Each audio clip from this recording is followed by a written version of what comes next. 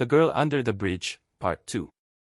The next afternoon, Amara arrived at the fruit stand earlier than usual. She couldn't stop thinking about Zara.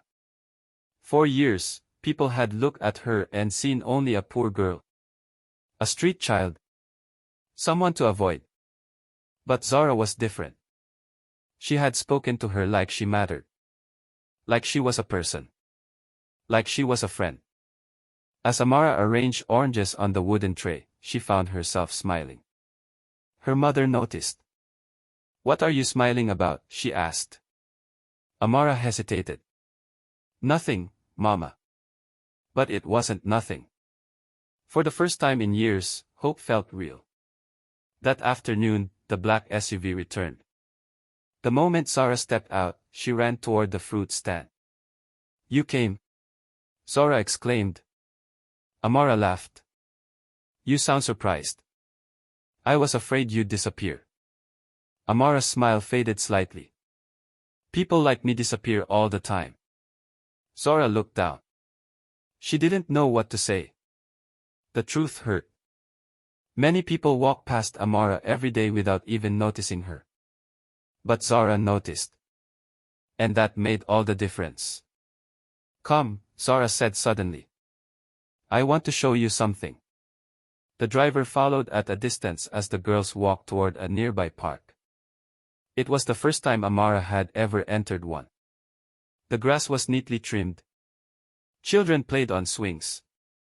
Families laughed together. Everything looked like a scene from television. Amara stared in wonder. "This place is beautiful."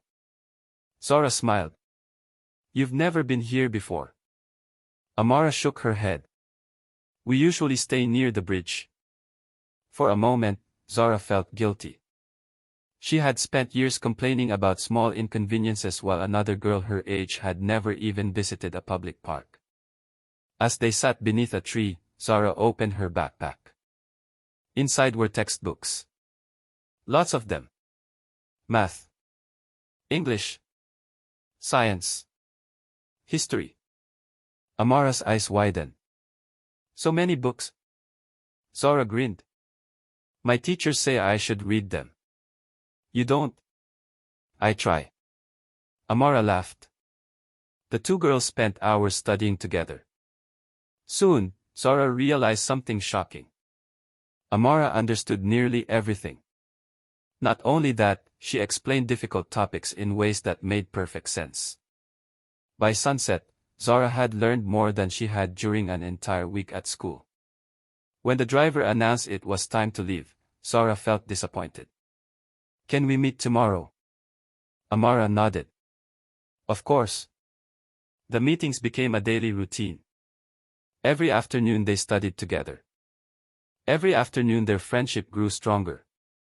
Weeks passed. Then something unexpected happened. Zara's grades started improving. Dramatically. For the first time, she answered questions correctly in class. Her teachers were stunned. Classmates began asking for help. Even the principal noticed. One morning, Zara received the highest score in mathematics. The classroom erupted in applause.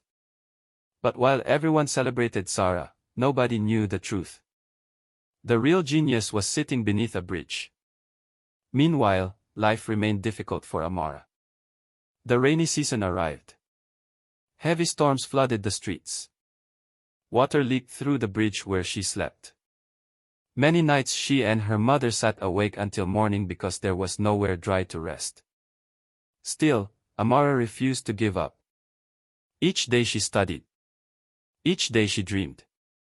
And each day Zara became more determined to help her. One evening, Zara made a decision. A dangerous one. She would tell her father. The thought terrified her. Her father, Mr. Adewale, was one of the wealthiest businessmen in Lagos. He expected excellence. Discipline. Perfection. Would he understand? Or would he forbid the friendship forever? That night, Zara sat at the dinner table nervously pushing food around her plate. Her father noticed immediately. "Something is bothering you." Zara swallowed hard. Dad? Yes. I have a friend. Her father's face softened. That's wonderful. No, Dad. She took a deep breath. You don't understand. Then she told him everything. The bridge. The fruit stand. The studying. The tutoring. The poverty. The girl named Amara. As she spoke, the room grew quiet. Mr. Adewale listened carefully. Without interrupting. Without judging. Without reacting. When she finally finished, his expression was impossible to read. You're saying this girl taught you everything? Yes. And she isn't in school?